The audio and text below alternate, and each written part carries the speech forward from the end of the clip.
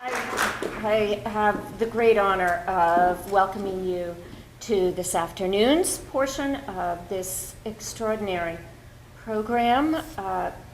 Really, it's so rich, it's so diverse in the offerings. Really, an extraordinary example of how one can take one individual like Jose Maria Agredas and expand the significance of him as a literary, cultural, historical, human figure, bringing in film, music, the visual, the oral, as well as the written word. So it's a great honor for me personally to greet you this afternoon after what I'm sure has been a full day so far already, and also to be part in a very small way of the celebration of the centennial of such an extraordinary figure in the cultural and literary history of the Western Hemisphere. I was struck by how participants in this conference come from all across the United States. We have the extraordinary honor of having not only an eminent poet and literary critic, but also a personal friend of Agredas, Pedro Lastra, as the keynote speaker for tomorrow, and support from the Embassy of Peru. Well, I mean, why would they not? It seems a no-brainer, as we say. And personally, I'm very proud of the participation, not only organizational, but also intellectual, of several current and former graduate students in our master's program in Hispanic Studies, of which, as graduate dean, I am particularly proud. So, 3 cheers for master's students, past and present. I was also thinking, and I did promise Sylvia I would only say a few words, but I was thinking about the significance of commemorating a centennial of a writer like this. Actually, in the summer, I was invited to Russia to participate in 2 conferences commemorating the 140th year or anniversary from the birth of a particular historical figure whom I've been working on, whose biography I am writing. And Russians, I know, love centennials. In fact, in the 1930s, the centennial of the death of Pushkin in a duel in 1837 was an enormous political, cultural, literary event very closely tied to the rise of national politics in what was supposed to be an international socialist country. So I was really at first interested to see that it isn't just the Russians who love to celebrate these centennials and bicentennials of individual figures. And why do we do that? Well, it's a good occasion to have a party and to get together and talk with like-minded people, so it provides a good context or pretext for an event like this weekend's conference. But it also has a deeper significance that you are engaged in now and will be engaged in for the rest of this event, and that is that it returns to every new generation. In the case of Agredas, long dead literary figure, for fresh reassessment and new discovery by a whole new generation of writers, scholars, and interested readers. So the centennial is a pretext, but it is also a reminder that writers and poets like Agredas belong not only to their specific time when they lived and died, but also to the generations who come after them, who will look at them in different ways. I'm struck in this conference, for example, by the way Agredas is situated in the physical and cultural landscape of the Andes Mountains. and the indigenous contributions to his work, as well as his partly indigenous identity, both real and assumed, how those are prominent themes in this conference. Whereas, I dare say maybe 25, 30 years ago, the themes, the concerns would be somewhat different at a different kind of commemorative conference. So it is a great way for us to remember, just as Pushkin meant something very different in 1937 than he meant in 1837 or 1887, Arguedas is a fresh, new discovery for all of us in 2011. Many thanks to Sylvia Najzekmi for her extraordinary initiative and superb, not only organizational skills, but I just don't know how she does this sort of thing. It's really, and the website is magnificent. And Mercedes Julia, the extremely able leader of the Department of Romance Languages and Literatures, for sponsoring this event. I wish you a very, very successful afternoon and a continued wonderful experience rediscovering the work of Arguedas and his new significance for us today. Thank you very much, and enjoy this beautiful weather because it's not going to last very much longer.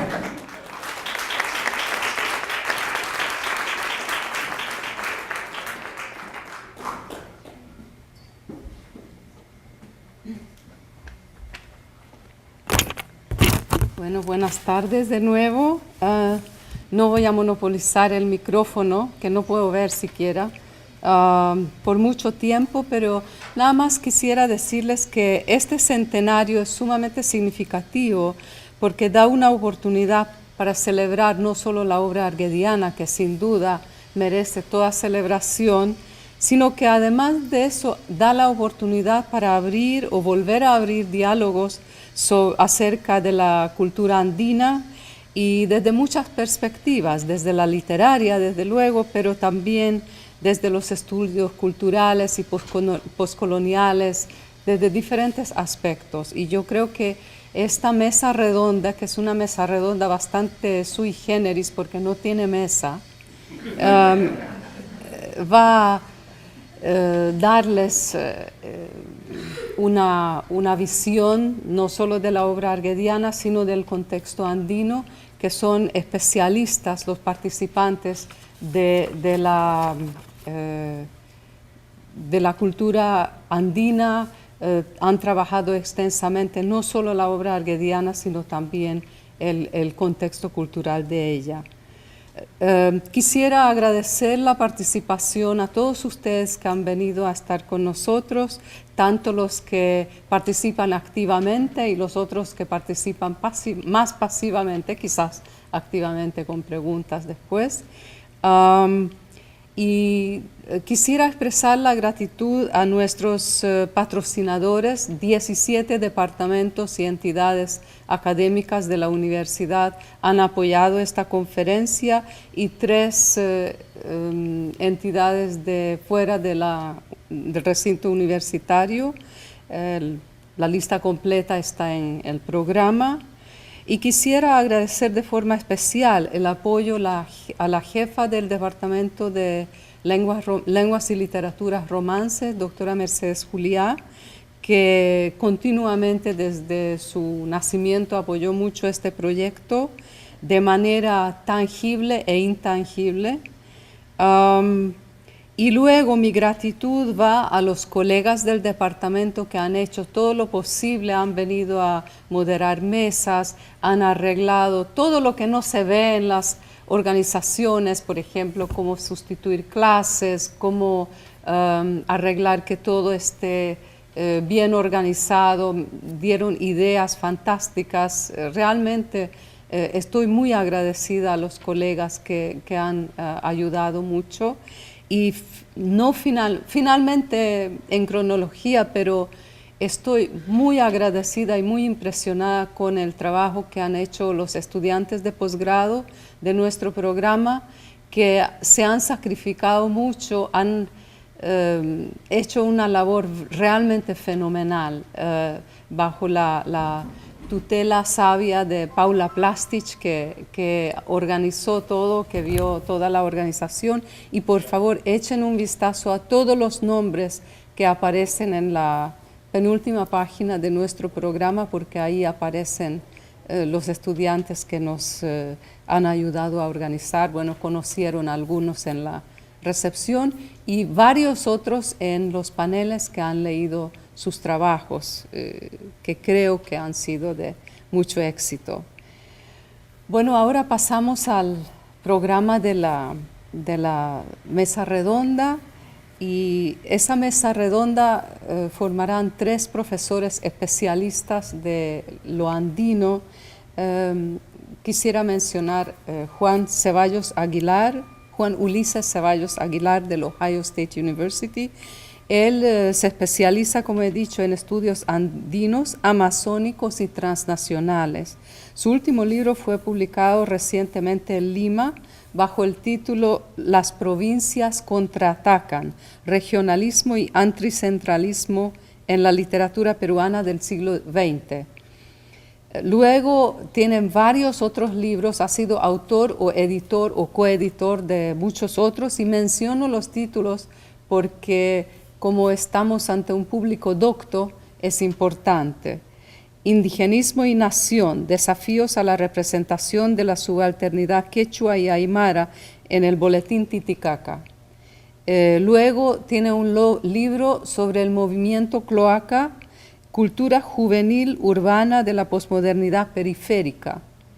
Y finalmente era coeditor de Ensayos de Cultura Virreinal Latinoamericana y un número especial de la Amazonian Cultural Studies. Así que tenemos un experto de una obra extensa. El otro experto es profesor Sergio Ramírez Franco de Temple University. Su especialidad es estudios culturales, fílmicos y cuestiones de autorrepresentación. Él ha editado y ha publicado varios libros, entre ellos Literaturas y Culturas de la Región Andina, y otro, José María Arguedas, Hacia una poética migrante, y es autor del libro A favor de la Esfinge, la novelística de Jorge Eduardo Eleison. Y finalmente, pero no por último, tenemos al profesor Fernando Rivera Díaz, que viene de Tulane University en Nueva Orleans. Su especialidad es narrativa contemporánea andina. Recientemente publicó un libro titulado Dar la palabra, ética, política y poética en la escritura de la escritura en Arguedas. Es el mismo libro que él presentó en la biblioteca. Y en este momento está preparando un libro sobre la violencia en el Perú. La violencia quiere decir los años del llamado terrorismo, dependiendo a quién pregunten, ¿no? De 1980 a 2000. Y bueno, el formato va a ser bastante informal. Yo voy a tratar de lanzar una pregunta y pedir a los participantes que respondan, pero no necesariamente a mí, sino al público y a unos a otros, ¿no? Abrimos un diálogo entre todos. Por favor, pasen a sentarse. Como no hay mesa, las agüitas están al lado de la silla.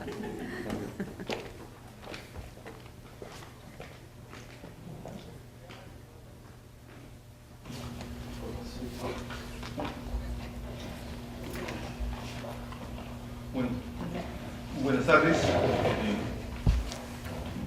Antes de empezar, agradezco a los organizadores de este evento, y para mí realmente es una experiencia muy especial, porque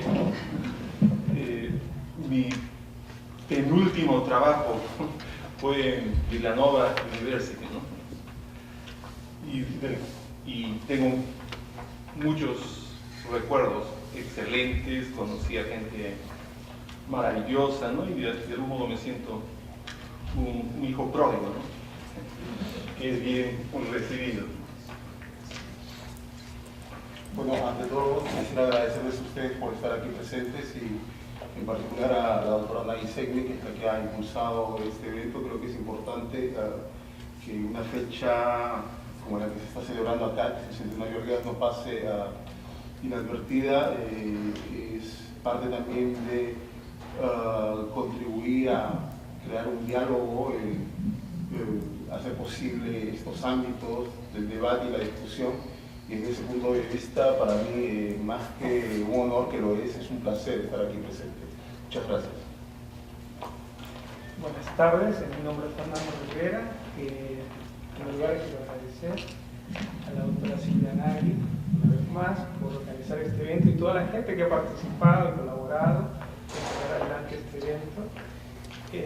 Para mí es un gran honor estar aquí y además me siento muy contento de celebrar este año en tantos lugares que también se ha hecho el centenario de Arguedas y constatar, como lo pude hacer temprano en la primera mesa a la que asistí, cuán vigente es la obra de Arguedas, cómo sigue motivando a los jóvenes a investigar, se descubren nuevos problemas, nuevas formas de interrogar la obra de Arguedas y pues definitivamente este homenaje el de hoy, como otros más de este año, demuestran que la obra de Arguedas va a quedar permanentemente como un gran ejemplo de la cultura latinoamericana, ¿no? Muchas gracias. Entonces, me gustaría proponer una primera pregunta muy general. Ustedes que son especialistas de la obra arguediana y la estudiaron profundamente, ¿cómo lo ven? Precisamente la pregunta lo que comenzaste a responder, ¿cómo lo ven después de casi 40 años de su trágico fallecimiento? ¿Cuáles son las pautas de interpretación en vista de varias nuevas perspectivas que han surgido, nuevos postulados teóricos que surgieron desde las primeras interpretaciones de la obra? ¿Cómo ha afectado esto la aparición de los estudios culturales, la aparición de las perspectivas postcoloniales? ¿Cómo ha afectado eso la interpretación, la obra arguediana en particular y quizás todo el ámbito andino en general?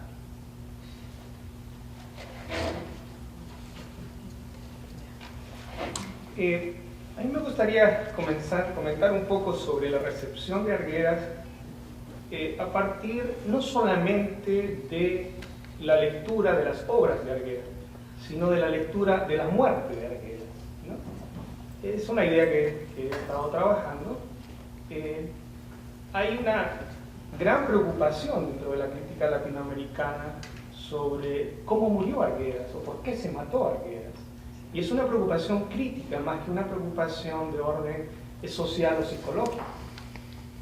Por ejemplo, se había responsabilizado de la muerte de Arguedas en un momento a Cortázar, Sí. por este famoso debate, y esto se comentaba en círculos intelectuales, este debate entre Cortázar y Arguedas, que en el fondo quienes aceptaban que Arguedas se había deprimido por este debate con Cortázar, de alguna manera estaban aceptando que la nueva novela latinoamericana, que el boom latinoamericano estaba derrotando a la novela regional, ¿no? Entonces esa fue una recepción, el boom le gana a la novela regional y es por eso que Arguedas se suicida. Es como una reducción, digamos, muy gruesa de esta forma de ver o leer la muerte de Arguedas, ¿no? Otra, por ejemplo, se presenta en el libro de Vargas Llosa, La utopía arcaica, que es muy cercano es parte de la recepción y de la mirada del boom sobre la obra de Arguedas. En La utopía arcaica, Vargas Llosa señala que, lo dice casi directamente, que Arguedas se mató porque no podía resistir que ese mundo que él había conocido iba a desaparecer por la modernización, o tenía que desaparecer por la modernización y el capitalismo. Y para ello construye una idea de utopía arcaica y se la atribuye a Arguedas. lo cual es muy discutible, porque Arguedas siempre pensaba en esa capacidad de transformación y esa capacidad de movimiento que tiene la cultura andina. Entonces podemos ver ahí cómo desde esta perspectiva de Vargas Llosa, muy cercana a la del boom, se está tratando de fijar el desarrollo de la obra de Arguedas y la obra de Arguedas en un momento anterior, en un momento pasado, en un momento arcádico o arcaico, ¿no? O ambas cosas a la vez. Sí. Otra recepción de la muerte de Arguedas que es interesante es la de González Echevarría. González Echevarría, en su libro Myth and Archive, un libro muy interesante sobre la génesis de la novela latinoamericana, él en un momento propone a la obra de Arguedas como el mayor ejemplo de la mediación antropológica. Recordemos que González Echevarría dice que la novela latinoamericana y la novela en general como género se constituye a través de la mediación de otro discurso, que es un discurso con autoridad, un discurso privilegiado en una época. Y dice que para el siglo XX el discurso privilegiado es la antropología, y que mejor ejemplo que el de la obra de Arguedas, que utiliza la antropología como mediación para construir sus novelas. Finalmente, González Echevarría dice, textualmente dice, y Arguedas se suicidó porque estaba en la indecisión entre antropología y literatura. Según González Echevarría, Arguedas no podía resistir traicionar a la literatura y traicionar a su pueblo utilizando la ciencia de la antropología. Entonces, textualmente dice, se mató por esta indecisión o por esta presencia de la antropología en el trabajo de la obra de Arguedas. Este es un punto muy importante porque se habla y se lee muchísimo y se recepciona muchísimo la obra de Arguedas desde esta perspectiva antropológica, leyendo la obra de Arguedas como texto antropológico, como texto de cultura. Es un texto de cultura, pero antes que nada son novelas, son cuentos, son poemas, y también se lee y se explica la obra de Arguedas a partir de la capacidad como científico social, a partir de la capacidad como antropólogo de Arguedas, ¿no? Entonces, hay una recepción crítica que lo llamé la reunión anterior, ha antropologizado un poco la obra de Arguedas. La ha convertido un texto antropológico en un texto de cultura. Y eso, pues, tiene cosas positivas y negativas, porque, por un lado, reduce un texto literario al lugar y al límite de un texto antropológico, pero por otro lado permite encontrar nuevos niveles de significación en la obra de Arguedas. Entonces, me parece que esta última tendencia es muy fuerte, pero pararía aquí para dejar la palabra a mis colegas. Debo mover esto. ¿Cómo se oye? Sí, bien. ¿De cuánto tiempo dispongo para?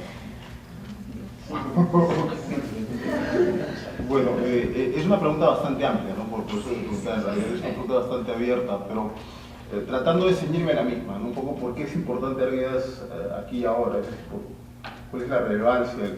Creo que por una serie de factores que podemos ir desentrañando a lo largo de este diálogo, mal que bien, Arguedas ha venido a constituirse en una suerte de arquetipo o paradigma del escritor híbrido, ¿no? Yo retomaría este concepto que maneja Lambright, ¿no? El intelectual híbrido, y tanto su obra como su vida, como su muerte, ¿no es cierto?, de alguna manera han logrado atraer como una suerte de strange factor, ¿no? Han logrado atraer toda una suerte de discursos, ¿no es cierto?, y de metaforizaciones sobre la cultura. Es decir, me parece que lo interesante de Arguedas en buena medida es el carácter residual de su obra y refractario, ¿no? Es muy difícil leer Arguedas desde alguno de los paradigmas de lectura narrativos que entraron en vigencia a partir de la modernización del relato en Hispanoamérica. Estoy pensando concretamente en el Arguedas narrador, ¿no? La obra de Arguedas se escapa siempre, ¿no? El realismo mágico no exactamente, indigenista en realidad no conecta tampoco con el indigenismo, ¿no? ¿Qué cosa es lo que está haciendo, ¿no? Me parece que en buena medida esta dislocación tiene que ver con el hecho de que en su obra se manifiestan epistemologías alternativas a las de la racionalidad occidental y por lo tanto una suerte de dimensión cronológica, ¿no es cierto?, sincrética, una que absorbe como una de ellas a la cronología europea, pero no es la única que se incorpora ahí. Entonces, en el caso arguediano, y esto es algo muy evidente, y aquí voy a introducir un poco con lo que dice Fernando Rivera, a mí una cosa que me llama mucho la atención en la actualidad es el uso que se está haciendo de arguedas, es decir, diversos autores desde diversos lados, ya sea que lo hagan acertadamente o desacertadamente, que fundamenten mejor o peor, tienden a ver a Arguedas y en particular su muerte como una suerte de momento límite, ¿no?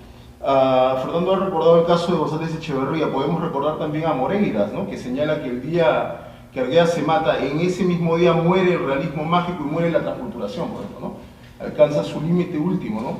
O más recientemente Horacio Legras ha planteado también eso, ¿no? Es decir, que todo el proyecto literario hispanoamericano cancela en el momento en que Arguedas se mata. Entonces, más allá de que estemos de acuerdo o no con estas lecturas, me parece que el hecho mismo de que tantos estudiosos y críticos traten de ubicar aquí, ¿no es cierto?, en la obra de Arguedas, en su persona y en su muerte misma, una suerte de momento de separación, ¿no es cierto?, de transición, nos habla mucho de que la figura y la obra de Arguedas se han cargado, independientemente quizás de él mismo, ¿no es cierto?, puesto que él reivindicó mucho los saberes locales, de una significación que lo exceden. Esto me parece que se debe a varias cosas. Primero, a la calidad de los textos.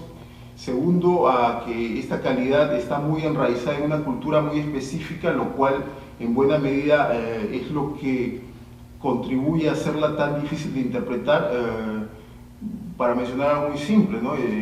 Uno de los autores claves en la lectura de Arguedas ha sido Cortejo Polar, que fue mi maestro en San Marcos y quien no era quechua hablante, ¿no? Entonces yo siempre me he preguntado esto, ¿no? ¿En qué medida el no saber quechua no invalida, por supuesto, el gran aporte de Cortejo, pero sí lo limita, ¿no es cierto? Yo mismo, que trabajo Arguedas, no conozco, sino muy rudimentariamente el quechua, ¿no? Entonces, ahí hay una serie de elementos culturales, ya no solamente literarios o lingüísticos, sino epistemológicos, con los cuales, digamos, el costado occidental del Perú, ¿no es cierto?, y pienso en el occidentalismo de otros países de Hispanoamérica, no sabe muy bien qué hacer, no sabe muy bien cómo incorporar, porque precisamente ese lado, estoy buscando la palabra exacta, no sé si la palabra exacta sería aborigen o indígena o nativo, o subalterno o alguna otra palabra más correcta, ¿no es cierto? Ese es el lado que justamente fue preterido en la conformación del Estado-Nación hispanoamericano. Porque el Estado-Nación hispanoamericano básicamente es un Estado-Nación de construcción, ¿no es cierto?, occidentalista, criollo. Y para efecto de elaborarse tuvo que suprimir, ¿no es cierto?, tuvo que erradicar o situar en los márgenes a una serie de otredades. Entonces la obra de Arguedas es representativa de esas otredades que reaparecen, ¿no es cierto?, y que reaparecen con una gran potencia. La pregunta suya es muy amplia y yo voy a terminarla, ¿no?, porque se podría decir mucho, pero creo que justamente por esta última razón la obra de Arguedas es particularmente rica y productiva para efecto de elaborar perspectivas de carácter postcolonial, justamente, ¿no?, en tanto que las lecturas postcoloniales apuntan precisamente a esta suerte de contralectura, ¿no es cierto?, de dislocación de las lógicas dominantes, occidentales e imperiales. Y ahí es donde la obra de Arguedas, ¿no es cierto?, que acumula una serie de saberes, ¿no es cierto?, de todo tipo, resulta tan poderosa. Es la primera impresión que yo tengo. Muchas gracias. Bueno, complementando, ¿no?, las intervenciones de mis compañeros de mesa, ¿no?, redonda, ¿sí? Sí. Bueno, quiero aquí recuperar otra dimensión de Arguedas, es de que la obra literaria y los distintos posicionamientos de Arguedas no solamente están vigentes, ¿no?, en el ámbito letrado, ¿no?, entendiendo como la crítica, ¿no?, y los lectores, ¿no?, de sus libros, sino también Arguedas es vigente en el ámbito no letrado. Es decir, de que en este momento a Arguedas lo recuerdan también cientos de miles de peruanos que no han leído necesariamente la obra de Arguedas, pero sin embargo están conscientes de que Arguedas tuvo una gran labor, ¿no?, como promotor, mediador de la cultura andina, ¿no? Recordemos que cuando Arguedas estaba vivo, él tenía, como se dice, un millón de amigos, ¿no? Tenía amigos en la academia, ¿no?, amigos escritores, pero también Arguedas participaba en la vida diaria de la gente común, ¿no?, sobre todo de inmigrantes quechuas que vivían en Lima, ¿no? Y es así como él se relaciona con músicos, danzantes, ¿no?, es decir, trabajadores de limpieza, ¿no?, con quienes tocaba música, bailaba o simplemente conversaba, ¿no?, en quechua, ¿no? Y cuando a toda esta gente no letrada, ¿no?, que no tiene ningún grado académico, y algunos se podrían considerar analfabetos o alfabetos funcionales, cuando se les pregunta, ¿no?, ¿qué recuerdan de Arguedas?, ¿no?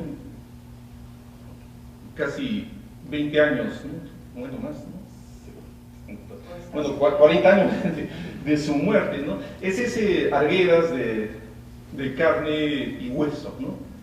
Ese Arguedas que los ayudó, ¿no?, que los ayudó a establecerse en Lima, ¿no?, dándoles los contactos, ¿no?, para que se presenten en la radio primero, luego en la televisión, ¿no?, y también consiguiéndoles trabajo, ¿no?, trabajo en el aparato burocrático del Estado. Porque recordemos que Arguedas, toda su vida, desde su primer trabajo hasta el último trabajo que ejerció, fue empleado del Estado peruano, ¿no? El primer trabajo que Arguedas consiguió cuando recién inmigró a Lima fue cartero, es decir, cuando los correos no pertenecían al Estado peruano.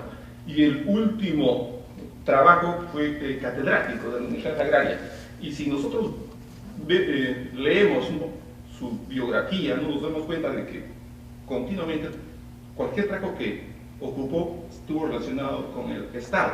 Entonces, esta posición, ¿no?, permitió a Arguedas que él, por ejemplo, colocara a todos estos inmigrantes sin títulos, sin académicos, establecerse. Por ejemplo, Máximo Damián, ¿no?, el famoso violinista, ¿no?, con quien él cultivó una amistad entrañable, ¿no? Primero, obviamente, se divirtieron mucho con Máximo Damián en Lima, tocando música, bailando, emborrachándose, comiendo, etc. Pero también Arguedas le consiguió trabajo a Máximo Damián. Máximo Damián, su primer trabajo, ¿no?, asalariado, fue como portero de un museo donde Arguedas era director, el Museo de la Cultura Peruana, ¿no?, famoso, bastante venido a menos, pero donde Arguedas era autoridad. Entonces, de aquí que esta dimensión, vemos, no ha sido muy estudiada. Recién hay estudios que están empezando, pero sin embargo, especialistas en Arguedas como Antonio Cornejo Polar o Rodrigo Montoya, ellos ya bastante sagaces, ¿no?, se dieron cuenta de esa dimensión, pero no quisieron explorarla, ¿no?, porque quizás había cosas más importantes que hacer, ¿no? Y ellos manejaron mucho esta noción de héroe cultural, Arguedas como héroe cultural. Y obviamente, ¿no?, es un eufemismo, es un término, ¿no?, que alude, ¿no?, a Arguedas de carne y hueso, ¿no? Bueno, y otra de las razones por la que también Arguedas es vigente en los peruanos comunes es que en este momento ya existe, ¿no?, un componente numeroso de peruanos que serían que deberían ser los lectores, los mejores lectores de la obra de Arguedas. Es decir, en este momento hay peruanos bilingües, ¿no?, en quechua y castellano, que pueden, por ejemplo, leer, ¿no?, la obra de Arguedas, ¿no?, en sus múltiples facetas. Entonces, y esto ya lo vaticinó hace como 20 años, ¿no?, entre muchos, ¿no?, Martín Lienhard, ¿no?, sobre todo cuando él estaba investigando, ¿no?, el zorro de arriba del zorro de abajo, ¿no?, él decía de que Arguedas esta novela no la ha escrito para los lectores de ahora, del presente, es decir, de 1900, los finales de los años 60, sino esta obra está escrita para un lector futuro. Y para mí ese lector futuro ya existe, ¿no?, y por esa razón, ¿no?, los estudios sobre Arguedas también están teniendo como un impulso, ¿no?, adicional, y en este momento hay lectores comunes que pueden leer Arguedas en todas sus dimensiones, y también, aunque en un porcentaje muy pequeño, ¿no?, muy pequeño para mi gusto, ya hay críticos literarios que pueden realmente leer Arguedas, ¿no?, y ya estamos leyendo en este caso, ¿no?, dentro de la academia, pequeños avances, ¿no?, sobre esta otra lectura de ese lector, ¿no?, que pronosticaba Martín Lienhard que iba a tener la obra de Arguedas. Entonces, y el tercer punto, ¿no?, es de que Arguedas, la escritura de Arguedas también es muy compleja, ¿no?, es decir, no hay solamente una escritura de Arguedas, ¿no?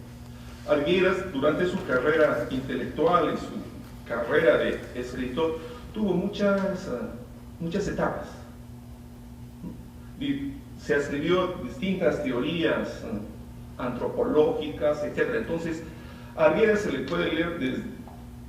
puede leer, ¿no?, de distintas maneras, se puede leer distintas obras, y siempre vamos a encontrar, ¿no?, algo más, ¿no?, en Arguedas, ¿no? Y eso creo que se debe a su vigencia, ¿no? Y relacionado a esto, Arguedas también en su escritura es muy ambiguo, ¿no?, es muy ambiguo. Entonces, y por eso mismo permite, ¿no?, la lectura y la relectura, ¿no? Y últimamente yo estaba releyendo, por ejemplo, el último discurso, ¿no?, de agradecimiento del premio Inca Garcilaso de la Vega, ¿no?, el famoso "No soy un aculturado", ¿no? Si ustedes leen ese discurso, ¿no?, que aparece en el zorro de arriba y el zorro de abajo, ¿no?, es un discurso que puede ser leído por todas las teorías, ¿no?, últimas, ¿no?, teoría de la hibridez, teoría postcolonial, teorías postestructuralistas, porque permite esa lectura, ¿no? Y es curiosamente, ¿no?, por ejemplo, estaba viendo este concepto que él utiliza de nación acorralada, ¿ok? Habla de nación acorralada, y para él, ahí sí lo dice muy claramente, la nación acorralada son los quechuas. Pero primero, él aclara de que nación no es entendido como Estado-nación, sino nación, él la entiende como pueblo, ¿no? Y que es otra acepción que tiene el término de nación, por ejemplo, en el mundo andino, ¿no? Es otra acepción. La gente común, cuando dice yo soy de tal nación, entonces, y eso significa que es de tal pueblo, de tal región. Es un sentido un poco distinto al sentido que nosotros lo utilizamos, ¿no? Pero sin embargo, si está hablando de nación acorralada, ¿no? Y obviamente está aludiendo problemas, ¿no?, de diglosia, ¿no?, dominación, etcétera, etcétera. Entonces uno dice, si hay una nación acorralada, ¿no?, debería, y uno como peruano sobre todo, ¿no?, esta es mi lectura, de nación quechuas indígenas, entonces, ¿dónde están los criollos, ¿no?, o los europoides, o los blancos peruanos, ¿no?, que ejercen colonialismo interno? No aparecen en el discurso. Y sin embargo, él, para hablar de todos estos agentes, ¿no?, de dominación, explotación, él utiliza acorraladores, ¿no? Como término, los acorraladores que acorralan, ¿no?, a la nación quechua. Entonces, bueno, esta falta, ¿no?, de claridad, ¿no?, obviamente permite múltiples lecturas, ¿no? Hay Arguedas no está, quien finalmente está libre a la interpretación, ¿no?, como toda buena literatura, ¿no? Y esa es otra de las razones, ¿no?, que esto es un caso muy específico, pero si revisamos vamos a encontrar muchos más casos donde hay esta ambigüedad, siempre hay un término, ¿no?, que queda suelto o que queda poco definido, ¿no?, que permite, ¿no?, una variedad de lecturas, ¿no?, de las correctas, incorrectas, ¿no?, etcétera, ¿no? Sí. Muchas gracias. Esta idea de la nación creo que es muy importante porque, bueno, han surgido muchas interpretaciones, por ejemplo, la que acabas de mencionar, la nación quechua entendida como algo basado en la colectividad, Sí. y la noción europea o eurocéntrica de la nación, que es entendido a base de la individualidad, ¿no?, un conglomerado de individuos que forman la nación, en cambio lo otro, lo colectivo en sí que forma la nación, ¿no? Es quizás una de las grandes. Pero me gustaría pasar un poco la discusión al contexto de la obra hegeliana, que siempre hablamos del individualismo, ¿verdad?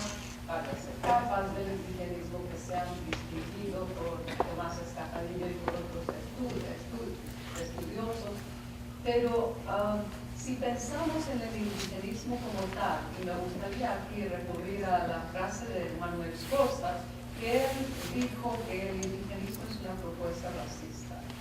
¿Qué opinan ustedes sobre eso? Que distinguir la obra indigenista. En realidad han surgido reclamos muy similares, por ejemplo, en la escritura femenina. Que ¿por qué distinguir la escritura femenina? ¿Por qué distinguir la escritura indígena, indigenista? Es sencillamente literatura, ¿no? Lo que se suele arguir. ¿Qué opinan ustedes sobre eso? Sigo yo, seguimos el orden. Como ustedes gusten. Bueno, antes de responder, Se pueden cambiar. Sí, pueden hablar entre sí, es un diálogo abierto, no son presentaciones. Sí, porque yo quería formales. complementar algo que había mencionado Por Sergio favor. con respecto a la recepción, ¿no? Que es tan diversa. Sergio ha escrito un texto haciendo una recensión, especialmente de las últimas lecturas de la obra de Arguedas. Él ha trabajado algo por ahí también. Y es tan vasta la recepción que estamos sin duda frente a uno de los grandes significantes de la literatura latinoamericana, ¿no? La obra de Arguedas y la muerte de Arguedas también, que suscitan tantas lecturas y donde, no sé, tal vez como dice Ricardo Piglia por ahí, la crítica tiene la forma de la autobiografía, ¿no? Entonces, leer Arguedas es un poco darse a conocer uno mismo, ¿no? Está resultando a llegar a ese nivel. Sin embargo, me gustaría señalar que hay nuevas lecturas, que Sergio las ha mencionado en su artículo, que van más allá de la preocupación por la cultura y por la identidad, ¿no? Algo que podríamos llamar ciertas lecturas, ciertas críticas identitarias, que se preocupan por la identidad latinoamericana o la identidad andina. Y me parece que esas son, por ejemplo, las críticas de la transculturación, las críticas de la heterogeneidad cultural, ¿verdad? Y ahora hay un nuevo grupo de lecturas que van más allá de este, como podría ser el horizonte de la identidad o el horizonte de la antropología también, ¿no? Y que se intentan nuevas lecturas. Es amplio, pero me parece que el movimiento va hacia ese lado, ¿no? Moverse más allá de la preocupación de la identidad, más allá de la preocupación por la cultura, ¿no? Y en ese sentido del indigenismo, el indigenismo literario, histórico, ¿no? Deslindando los indigenismos políticos actuales, por ejemplo, muy fuertes en Bolivia y Ecuador, que tienen otro proceso que no se replica en el Perú. En el Perú no tenemos este tipo de indigenismos políticos, no en la medida que se tienen en Bolivia y en Ecuador. El indigenismo literario histórico es un indigenismo que surge como emergencia de las clases medias provincianas por tratar de disputarle el control del país, en el caso del Perú, a la oligarquía y a los grupos de poder.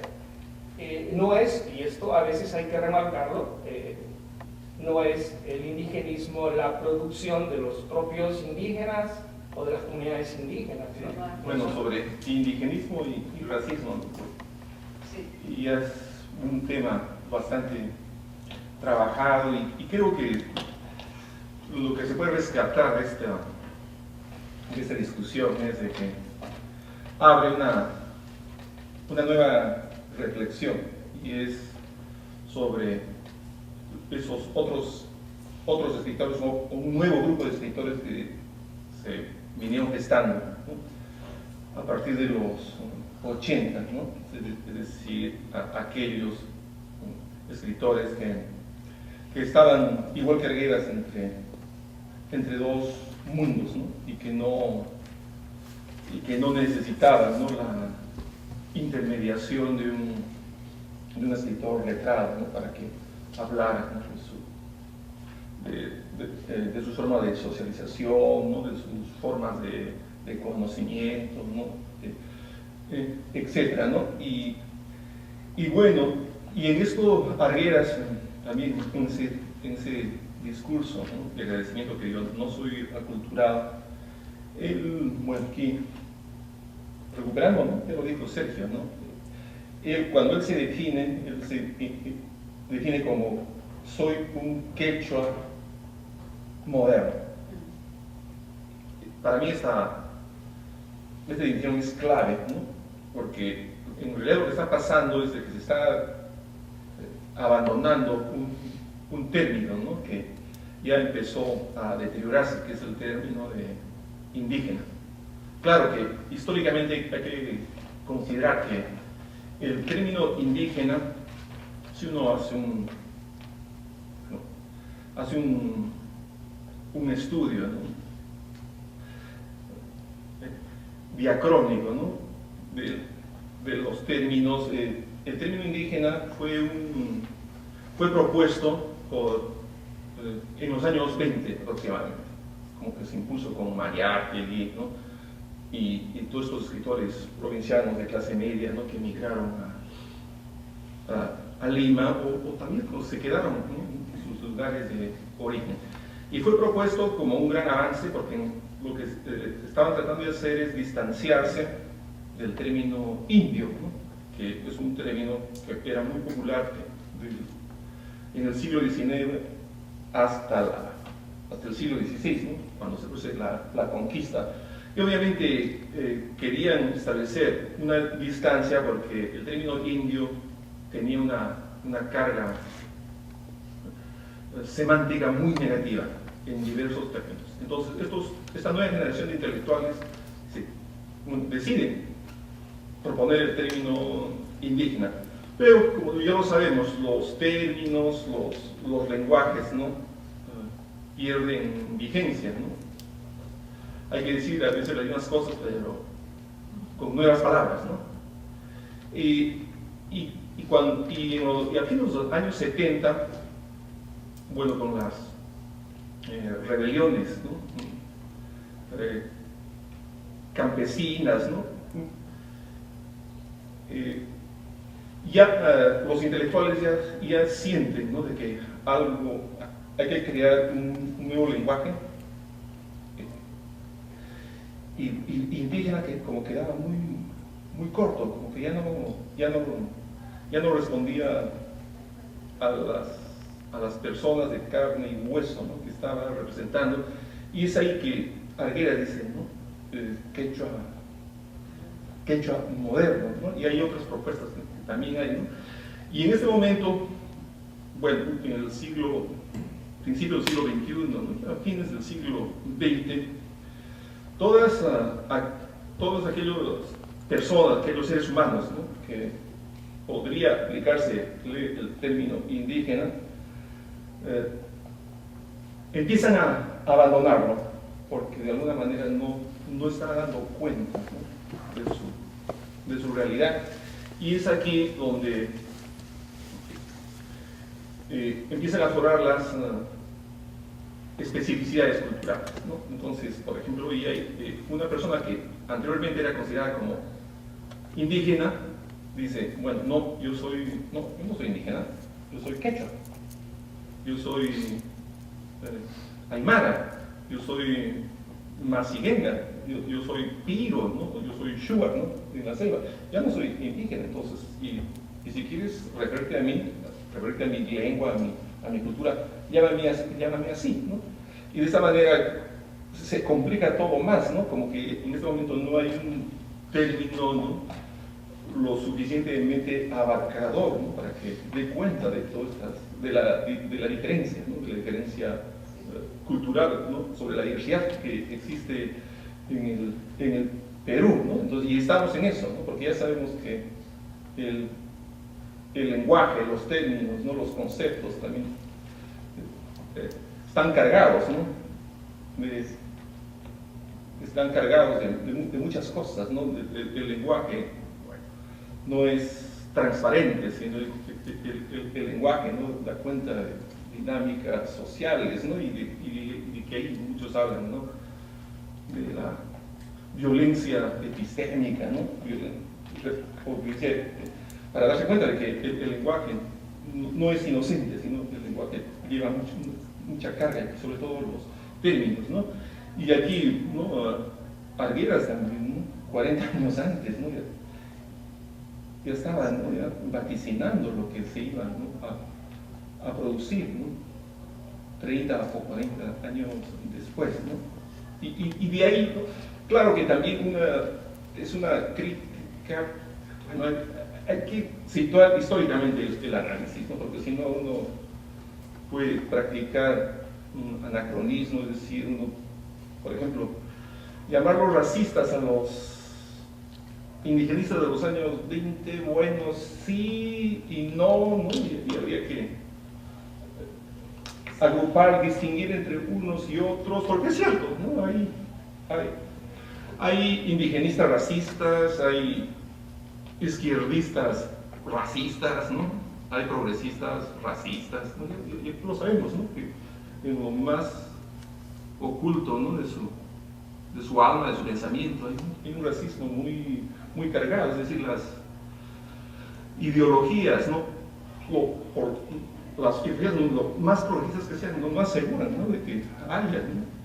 Estos componentes, porque ya sabemos que el racismo no es necesariamente racional, ¿no? El racismo es una cuestión que uno la lleva, ¿no? En los sentimientos, en los sentidos, en las entrañas, ¿no?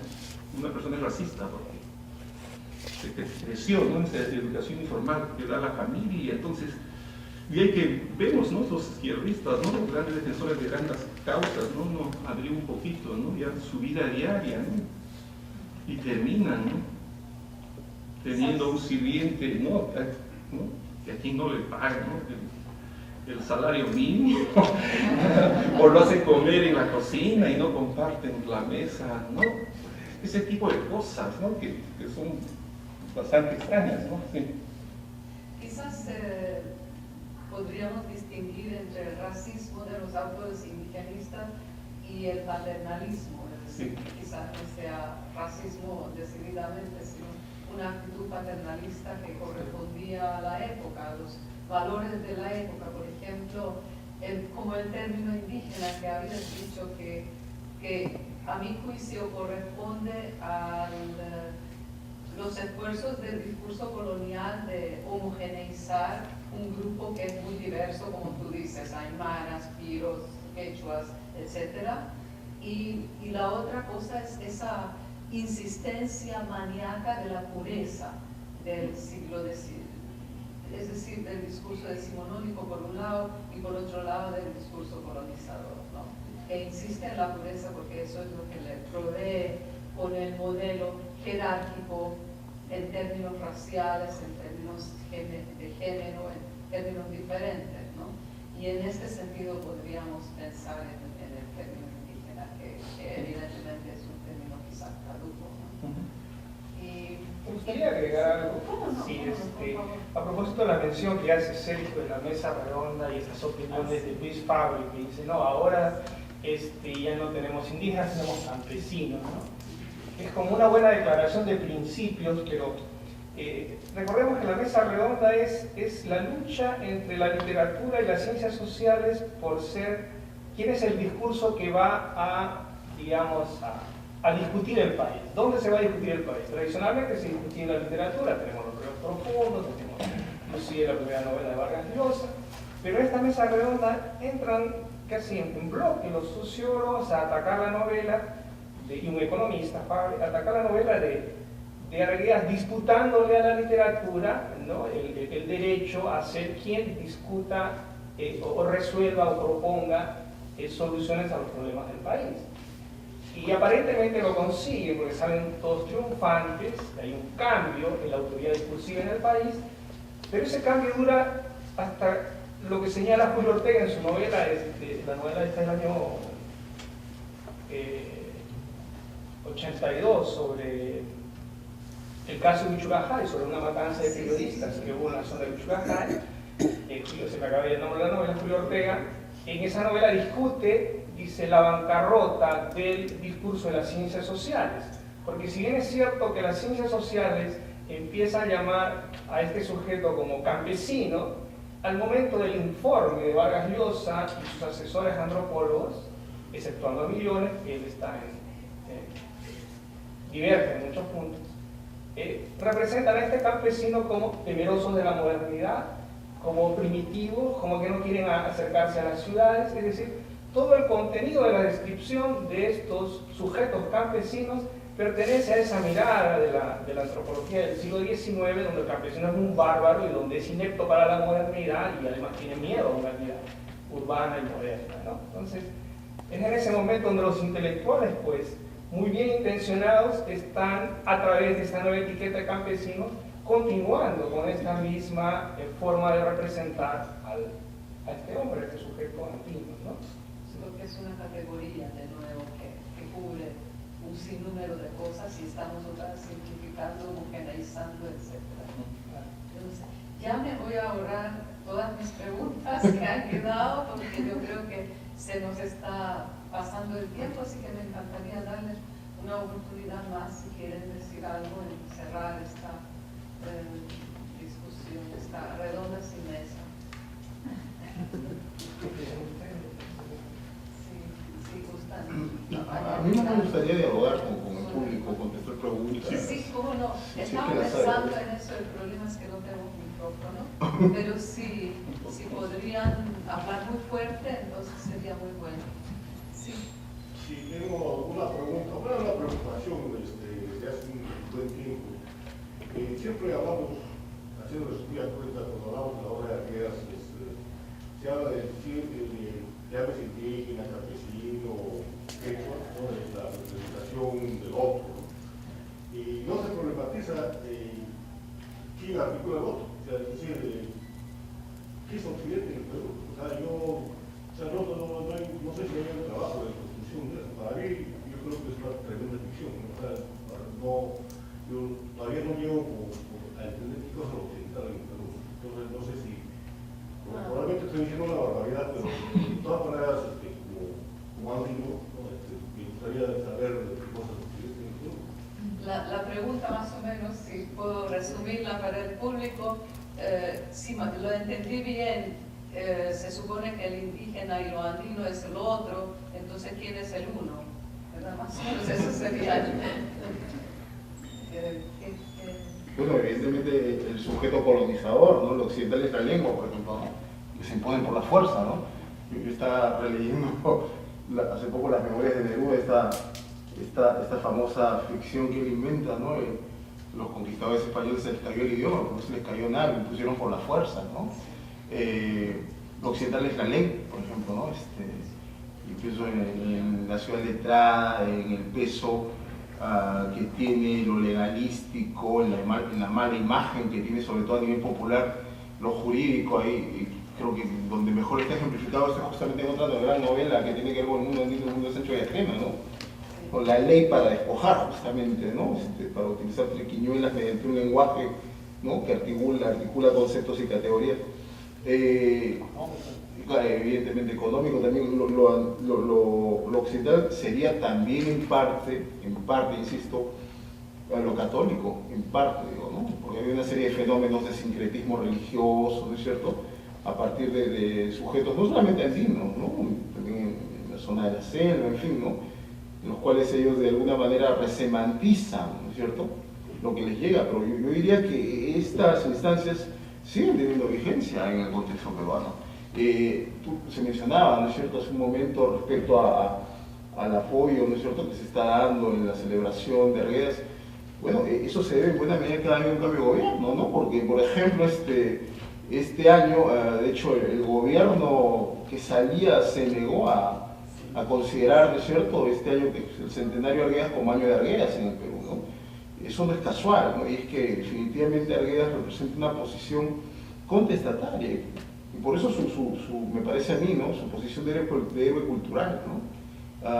Pero estoy totalmente de acuerdo contigo, en que en efecto esta articulación ya sea el indígena o el indio o el campesino o el sujeto quechua moderno, ¿no?, se hace desde una exterioridad, ¿no? Y ahí hay que volver nuevamente a la famosa idea de Mariátegui, ¿no?, que surgirá una literatura indígena o de sujetos quechuas modernos, como queramos llamarlos, o de sujetos qué sé yo, chayahuitas modernos, cuando ellos mismos la produzcan, que ya la están produciendo.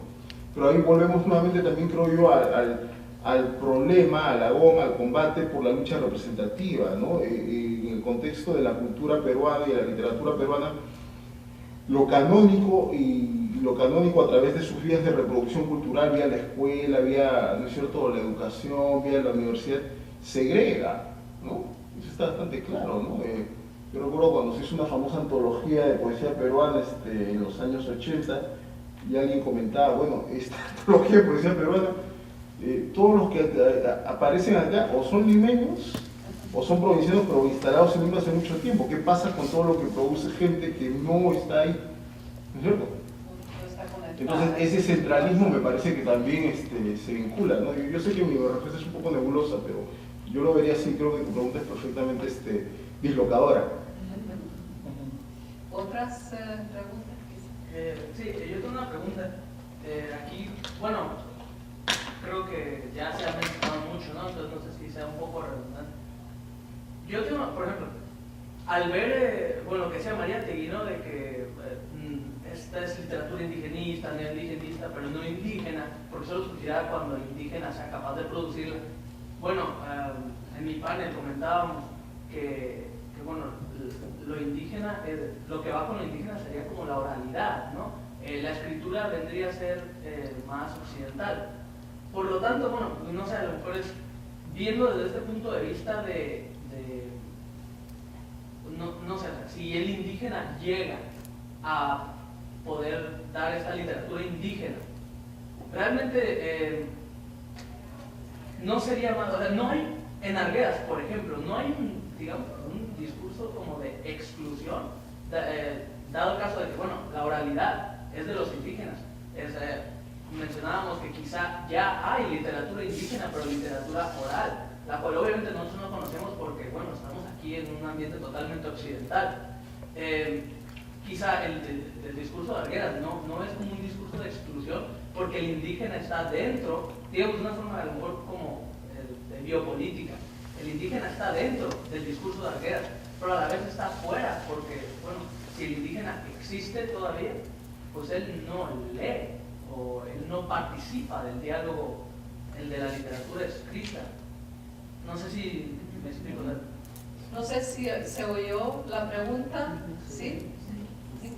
Bueno, entonces no tengo necesidad de repetirla. Si alguien tiene... Sí, creo que puedo intentar responder un poco. Es un problema complejo. Primero lo vamos a complejizar más. Sí. En primer lugar, pensemos que lo que llamamos andino y el espacio andino, los mismos sujetos representados como andinos, no existen ya desde la colonia en un sentido de puridad andina, ¿no? Si pensamos, por ejemplo, en la música que acabamos de escuchar ahora, alguna de ellas viene de la zona de Ayacucho, la mayoría creo, que es una zona donde la música considerada, entre comillas, más indígena, es una música que se toca con arpa y con violín. Como lo vamos a ver esta noche. Con arpa y con violín. No se toca con quena y zampoña, utiliza más en el Cusco. Y se utiliza más en este tipo de música como la de los jarcas, por ejemplo, que es una música que consume cierto público ya educado, no necesariamente un público campesino, un público urbano, urbano andino, ¿no? Entonces, pensar en lo andino como algo que no está contaminado o no ha asumido o no ha incorporado elementos de lo occidental sería, digamos, hacer una construcción demasiado purista, ¿no? Por eso por un lado. Por otro lado, pensando en la oralidad, y aquí quiero recordar un artículo muy interesante de William Rowe, donde él señala por qué tenemos que pensar la oralidad en la escritura así como se concibe en el mundo occidental.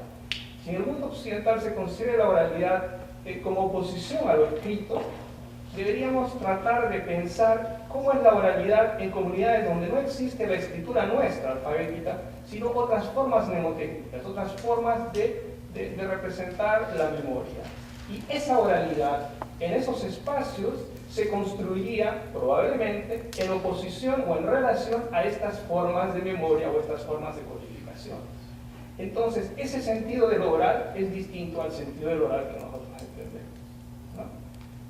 Y bueno, con esto se hace un poco más complejo y la verdad ya no sabría más allá que responder. Habría que ser tal vez cuidadosos al momento de analizar lo oral, dadas las comunidades, su grado de interacción con elementos de lo occidental, la incorporación de lo occidental, el grado de alfabetización en el sentido occidental también, para poder percibir si tenemos una oralidad X o una oralidad Z, ¿no? Habría que trabajar caso por caso más que poder generalizar, digamos, cómo sería una literatura oral o cuáles son las características de la literatura oral, así como de manera dominante para toda la región andina, ¿no? Muchas gracias. Yo creo que vamos a tener que cerrar esta conversación en lo mejor, que siempre es bueno cerrar las cosas cuando mejor uno está mejor, para tener un buen recuerdo. Y los invito a participar en las sesiones que van a comenzar a las 4 en unos minutos. Va a haber 2 sesiones paralelas en los salones arriba en el segundo piso, y en la noche, después de las sesiones, va a haber un pequeño descanso, y después a las 6 de la tarde aquí van a estar los danzantes de tijeras, los danzas. Uno de ellos es de la región de Huancavelica y el otro es de Sentido, y ahí sí que vamos a oír la música del arpa y del violín, y bueno,